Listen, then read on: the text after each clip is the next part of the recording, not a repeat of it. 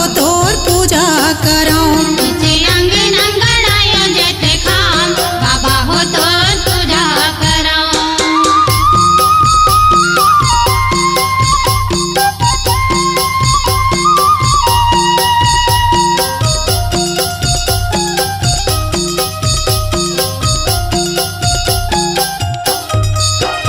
ये दम हमें दम दमा गड़ा हो, सत्य के निशानी सादा झंडा फहराऊं।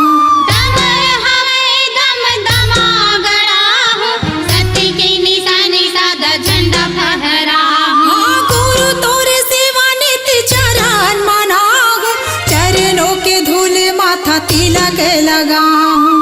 गुरु तोरे सेवा नित चरण मनाहु, चरणों के धूल माथा तिलक लगाहु। तिलक लगाऊं बाबा तिलक लगाऊं। तिलक